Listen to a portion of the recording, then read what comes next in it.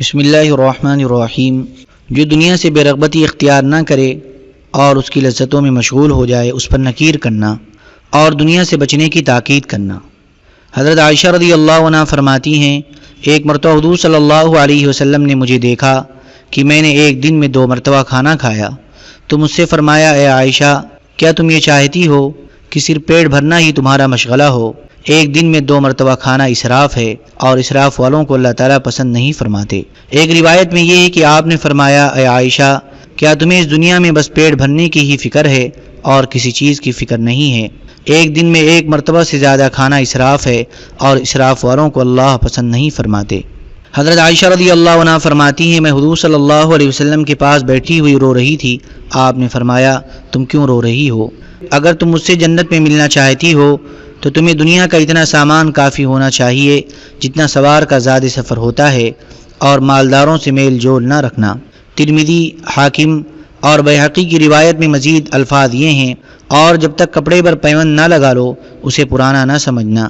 رزین کی روایت میں مزید یہ مضمون ہے کہ حضرت عروہ نے کہا کہ جب تک حضرت عائشہ رضی اللہ عنہ اپنے کپڑے پر پیوند نہ لگا لیتی اور اسے الٹ نہ لیتی، اس وقت تک نیا کپڑا نہ پہنتی۔ ایک مرتبہ ان کے پاس 80,000 حضرت معاویہ رضی اللہ عنہ کی طرف سے آئے، تو شام تک ان کے پاس 80,000 میں سے 1 درہم بھی نہ بچا۔ ان کی باندی نے کہا، آپ نے ہمارے لیے 1 درہم کا گوشت کیوں نہیں خرید لیا؟ تو فرمایا، اگر تم مجھے پہلے یاد کروا دیتی تو میں خرید لیتی، مجھے تو گوشت خریدنا یاد ہی نہ رہا۔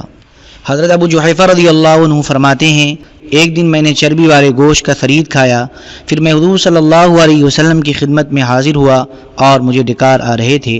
حضور صلی اللہ علیہ وسلم نے فرمایا، اے ابو جحیفہ، ہمارے سامنے ڈکار نہ لو، کیونکہ جو دنیا میں زیادہ پیٹ بھر کر کھائیں گے انہیں قیامت کے دن زیادہ بھوک برداشت کرنی پڑے گی۔ چنانچہ اس کے بعد حضرت ابو جحیفہ رضی اللہ عنہ نے آخری دم تک کبھی پیٹ بھر کر کھانا نہ کھایا۔ جب دوپہر کو کھانا کھا لیتے تھے تو رات کو نہ کھاتے، اور جب رات کو کھا لیتے تو دن کو نہ کھاتے۔ حضرت جعدہ رضی اللہ عنہ فرماتے ہیں، حضور صلی اللہ علیہ وسلم نے ایک بڑے پیٹ والے آدمی کو دیکھا تو آپ نے اس کے پیٹ میں انگلی مار کر فرمایا، اگر یہ کھانا اس پیٹ کے علاوہ کسی اور فقیر یا ضرورت مند کے پیٹ میں ہوتا تو تمہارے لیے بہتر تھا۔ ایک روایت میں یہ ہے کہ ایک آدمی نے حضور صلی اللہ علیہ وسلم کے بارے میں خواب دیکھا۔ حضور صلی اللہ علیہ وسلم نے آدمی بھیج کر اسے بلایا، چنانچہ اس نے حاضر خدمت ہو کر حضور صلی اللہ علیہ وسلم کو وہ سارا خواب سنایا۔ اس آدمی کا پیٹ بڑا تھا۔ حضور صلی اللہ علیہ وسلم نے اس کے پیٹ میں انگلی مار کر فرمایا، اگر یہ کھانا اس پیٹ کے علاوہ کسی اور کے پیٹ میں ہوتا تو تمہارے لیے زیادہ بہتر تھا۔ حضرت یحییٰ بن سعید رحمۃ اللہ علیہ کہتے ہیں، حضرت عمر بن خطاب رضی اللہ عنہ راستے میں حضرت جابر بن عبداللہ رضی اللہ عنہما سے ملے۔ ان کے ساتھ ایک آدمی نے گوشت اٹھایا ہوا تھا، یعنی گوشت خرید کر اپنے گھر لے جا رہے تھے۔ حضرت عمر رضی اللہ عنہ نے فرمایا، کیا تم میں سے کوئی آدمی بھی یہ نہیں چاہتا کہ اپنے پڑوسی اور چچا زاد بھائی کی وجہ سے اپنے آپ کو بھوکا رکھے، یعنی خود کچھ نہ کھائے اور سارا دوسروں کو کھلا دے؟ یہ آیت اذهبتم طیباتکم فی حیاتکم الدنیا واستمتعتم بها تم لوگوں سے کہاں چلی گئی ہے؟ حضرت جابر بن عبداللہ رضی اللہ عنہ فرماتے ہیں، میں 1 درہم کا گوشت خرید کر جا رہا تھا، راستے میں مجھے حضرت عمر بن خطاب رضی اللہ عنہ ملے۔ انہوں نے پوچھا، اے جابر، یہ کیا ہے؟ میں نے کہا، میرے گھر والوں کا گوشت کھانے کو بہت دل چاہ رہا تھا، اس لیے میں نے ان کے لیے 1 درہم کا گوشت خریدا ہے۔ حضرت عمر رضی اللہ عنہ میرا یہ جملہ بار بار دہراتے رہے، میرے گھر والوں کا گوشت کھانے کو بہت دل چاہ رہا تھا۔ اتنی دفعہ دہرایا کہ مجھے یہ تمنا ہونے لگی کہ کاش یہ درہم میرے پاس سے کہیں گر جاتا اور حضرت عمر رضی اللہ عنہ سے میری ملاقات نہ ہوتی۔ حضرت ابن عمر رضی اللہ عنہما فرماتے ہیں، حضرت عمر رضی اللہ عنہ نے حضرت جابر بن عبداللہ رضی اللہ عنہما کے ہاتھ میں 1 درہم دیکھا تو ان سے پوچھا، یہ درہم کیا ہے؟ حضرت جابر رضی اللہ عنہ نے کہا، میں اس کا اپنے گھر والوں کے لیے گوشت خریدنا چاہتا ہوں، ان کا گوشت کو بہت دل چاہ رہا تھا۔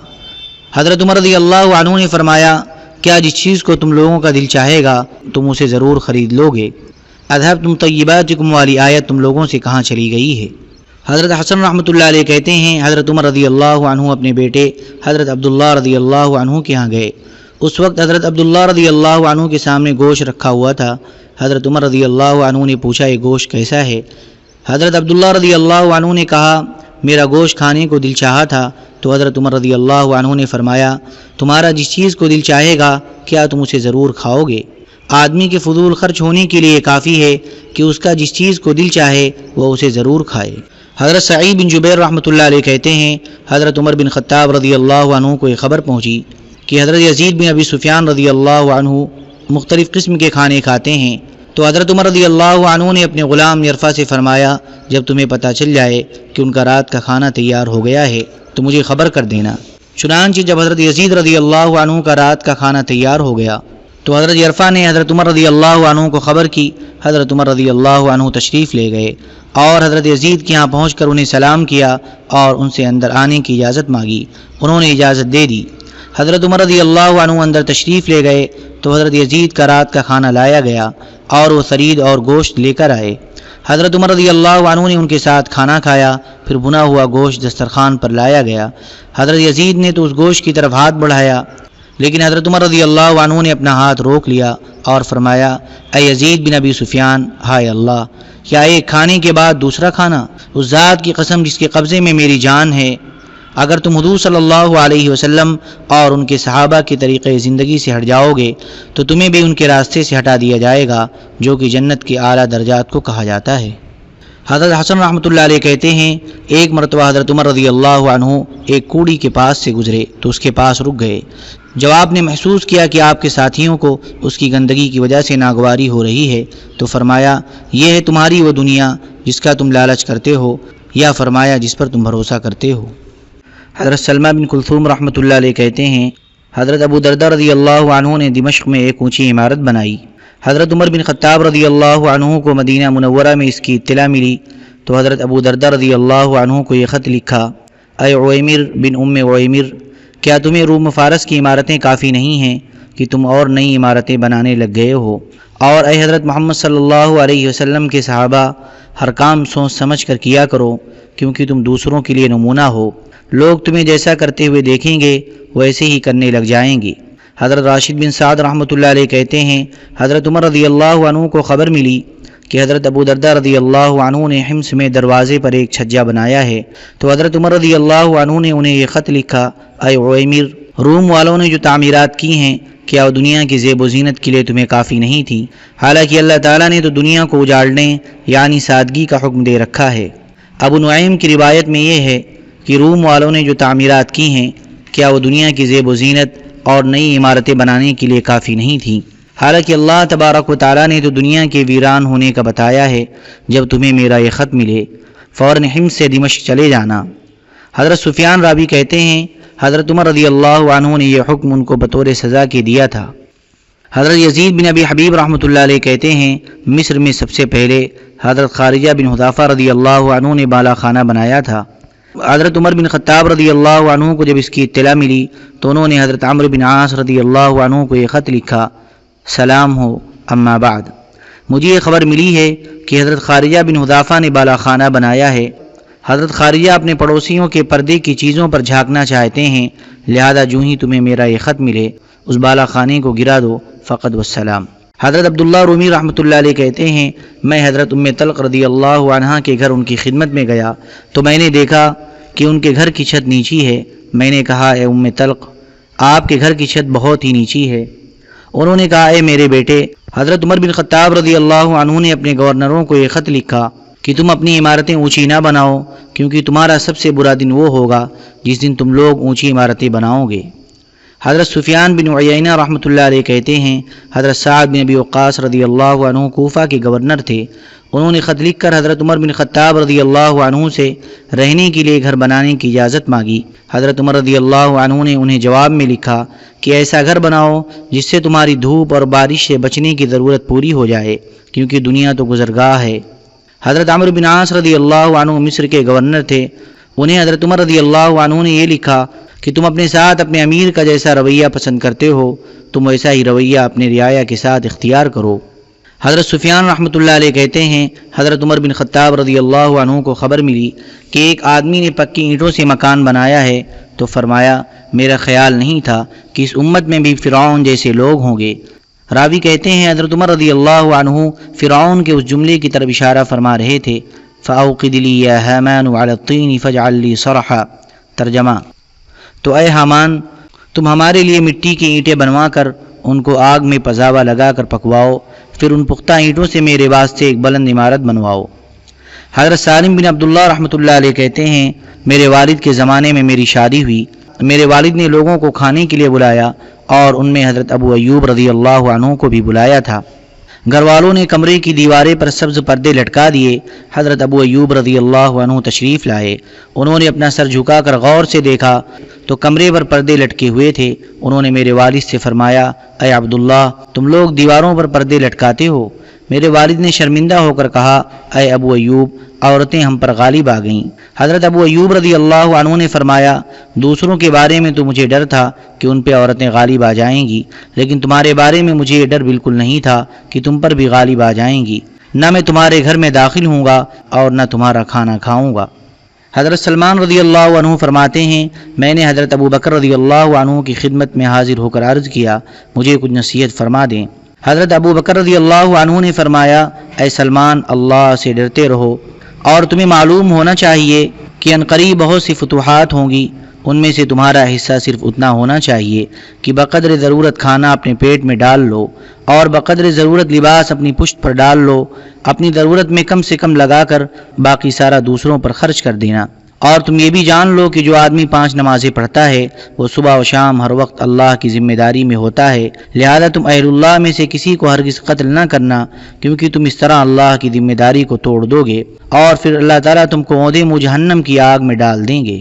حضرت حسن رحمۃ اللہ علیہ کہتے ہیں حضرت سلمان فارسی رضی اللہ عنہ حضرت ابو بکر رضی اللہ عنہ کے پاس ان کے مرض الوفات میں گئے اور عرض کیا، اے رسول اللہ صلی اللہ علیہ وسلم کے خلیفہ، مجھے کچھ وصیت کر دیں۔ حضرت ابو بکر رضی اللہ عنہ نے فرمایا، اللہ تعالیٰ تم لوگوں کے لیے ساری دنیا کو فتح کر دیں گے اور خوب مال غنیمت آئے گا، تم میں سے ہر آدمی ان فتوحات میں سے صرف گزارے کے بقدر ہی لے۔ حضرت عبد الرحمن بن عوف رضی اللہ عنہ فرماتے ہیں میں حضرت ابو بکر رضی اللہ عنہ کے پاس ان کے مرض الوفات میں گیا اور انہیں سلام کیا۔ انہوں نے فرمایا، میں دیکھ رہا ہوں کہ دنیا سامنے سے آ رہی ہے، اگرچہ ابھی تک نہیں آئی ہے، لیکن وہ بس آنے ہی والی ہے، اور آپ لوگ ریشم کے پردے اور دیباج کے تکیے بناؤ گے اور آذربائیجان کے بنے ہوئے اونی بستروں پر ایسی تکلیف محسوس کرو گے جیسے گویا کہ تم سعدان کے کانٹوں پر ہو۔ اللہ کی قسم، تم میں سے کسی ایک کو آگے کر کے بغیر جرم کے اس کی گردن کو اڑا دیا جائے، یہ اس کے لیے اس سے بہتر ہے کہ وہ دنیا کی گہرائیوں میں تیرتا رہے۔ حضرت علی بن رباح رحمۃ اللہ علیہ کہتے ہیں میں نے حضرت عمرو بن عاص رضی اللہ عنہ کو یہ فرماتے ہوئے سنا کہ تم لوگ اس چیز میں رغبت کرنے لگو گے جس سے حضور صلی اللہ علیہ وسلم بے رغبتی کیا کرتے تھے، تم دنیا میں رغبت کرنے لگو گے اور حضور صلی اللہ علیہ وسلم اس سے بے رغبتی کیا کرتے تھے۔ اللہ کی قسم، ان کی زندگی کی جو رات بھی ان پر آتی تھی اس میں ان پر قرضہ ان کے مال سے ہمیشہ زیادہ ہوا کرتا تھا۔ یہ سن کر حضور صلی اللہ علیہ وسلم کے بعد صحابہ نے کہا، ہم نے حضور صلی اللہ علیہ وسلم کو قرض لیتے ہوئے دیکھا ہے۔ امام احمد نے حضرت عمرو رضی اللہ عنہ سے روایت نقل کی ہے کہ انہوں نے فرمایا، تمہارا طریقہ تمہارے نبی صلی اللہ علیہ وسلم کے طریقے سے کتنا دور ہو گیا ہے۔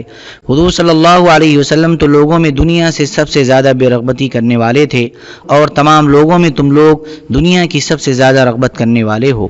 حضرت میمون رحمۃ اللہ علیہ کہتے ہیں حضرت عبداللہ بن عمر رضی اللہ عنہما کے ایک نوجوان بیٹے نے آپ سے لنگی مانگی اور کہا، میری لنگی پھٹ گئی ہے۔ حضرت عبداللہ رضی اللہ عنہ نے کہا، لنگی جہاں سے پھٹی ہے وہاں سے کاٹ دو اور باقی کو سی کر پہن لو۔ اس نوجوان کو یہ بات اچھی نہ لگی۔ حضرت عبداللہ بن عمر رضی اللہ عنہ نے اس سے کہا، تیرا بھلا ہو، اللہ سے ڈرو اور ان لوگوں میں سے ہرگز نہ بنو جو اللہ کے رزق کو اپنے پیٹوں میں اور اپنی پشتوں پر ڈال دیتے ہیں، یعنی اپنا سارا مال کھانے اور لباس پر خرچ کر دیتے ہیں۔ حضرت ثابت رحمۃ اللہ علیہ کہتے ہیں حضرت ابو ذر رضی اللہ عنہ حضرت ابو دردہ رضی اللہ عنہ کے پاس سے گزرے، وہ اپنا گھر بنا رہے تھے۔ حضرت ابو ذر رضی اللہ عنہ نے کہا، تم نے بڑے بڑے پتھر لوگوں کے کندھوں پر لاد دیے ہیں۔ حضرت ابو دردہ رضی اللہ عنہ نے کہا، میں تو گھر بنا رہا ہوں۔ حضرت ابو ذر رضی اللہ عنہ نے پھر وہی پہلا جملہ دہرایا۔ حضرت ابو دردہ رضی اللہ عنہ نے کہا، اے میرے بھائی، شاید میرے اس کام کی وجہ سے آپ مجھ سے ناراض ہو گئے ہیں۔ حضرت ابو ذر رضی اللہ عنہ نے کہا، اگر میں آپ کے پاس سے گزرتا اور آپ اپنے گھر والوں کے پاخانہ میں مشغول ہوتے تو یہ مجھے اس کام سے زیادہ محبوب ہے جس میں آپ اب مشغول ہیں۔ حضرت عائشہ رضی اللہ عنہ فرماتی ہیں، میں نے ایک دفعہ اپنی ایک نئی قمیص پہنی، میں اسے دیکھ کر خوش ہونے لگی، وہ مجھے بہت اچھی لگ رہی تھی۔ حضرت ابو بکر رضی اللہ عنہ نے فرمایا، کیا دیکھ رہی ہو؟ اس وقت اللہ تعالیٰ تمہیں نظر رحمت سے نہیں دیکھ رہے ہیں۔ میں نے کہا یہ کیوں؟ حضرت ابو بکر رضی اللہ عنہ نے فرمایا کیا تمہیں معلوم نہیں ہے کہ جب دنیا کی زینت کی وجہ سے بندے میں عجب پیدا ہو جاتا ہے تو جب تک بندہ وہ زیب و زینت چھوڑ نہیں دیتا اس وقت تک اس کا رب اس سے ناراض رہتا ہے۔ حضرت عائشہ رضی اللہ عنہ فرماتی ہیں میں نے وہ قمیص اتار کر اسی وقت صدقہ کر دی تو حضرت ابو بکر رضی اللہ عنہ نے فرمایا شاید یہ صدقہ تمہارے اس عجب کے گناہ کا کفارہ ہو جائے۔ حضرت حبیب بن حمزہ رحمۃ اللہ علیہ کہتے ہیں حضرت ابو بکر صدیق رضی اللہ عنہ کے ایک بیٹے کے وفات کا وقت قریب آیا تو وہ جوان کنکھیوں سے ایک تکیے کی طرف دیکھنے لگا۔ جب اس کا انتقال ہو گیا تو لوگوں نے حضرت ابو بکر رضی اللہ عنہ سے کہا آپ کا بیٹا کنکھیوں سے اس کو دیکھ رہا تھا۔ جب لوگوں نے ان کے بیٹے کو اس تکیے سے ہٹایا تو اس تکیے کے نیچے 5 یا 6 دینار ملے۔ حضرت ابو بکر رضی اللہ عنہ نے اپنا ایک ہاتھ دوسرے پر مارا اور وہ بار بار انا للہ و انا الیہ راجعون پڑھتے رہے اور فرمایا میرے خیال میں تو تمہاری کھال ان دیناروں کی سزا برداشت نہیں کر سکتی کہ تم نے ان کو جمع کر کے رکھا ہے اور خرچ نہیں کیا۔ حضرت عبداللہ بن ابی حذیل رحمۃ اللہ علیہ کہتے ہیں جب حضرت عبداللہ بن مسعود رضی اللہ عنہ نے اپنا گھر بنایا تو حضرت عمار رضی اللہ عنہ سے کہا آؤ جو گھر میں نے بنایا ہے وہ دیکھ لو۔ چنانچہ حضرت عمار ان کے ساتھ گئے اور گھر دیکھ کر کہنے لگے آپ نے بڑا مضبوط گھر بنایا ہے اور بڑی لمبی اور دور کی امیدیں لگائی ہیں، حالانکہ آپ جلد ہی دنیا سے چلے جائیں گے۔ حضرت عطا رحمۃ اللہ علیہ کہتے ہیں حضرت ابو سعید خدری رضی اللہ عنہ کو ایک ولیمہ کی دعوت دی گئی وہ اس میں تشریف لے گئے اور میں بھی ان کے ساتھ تھا۔ وہاں انہوں نے رنگ برنگ کے کھانے دیکھے تو فرمایا کہ آپ لوگوں کو معلوم نہیں ہے کہ حضور صلی اللہ علیہ وسلم جب دوپہر کو کھانا کھا لیا کرتے تھے تو رات کو کھانا نہیں کھاتے تھے، اور جب رات کو کھا لیا کرتے تھے تو دوپہر کو نہیں کھاتے تھے۔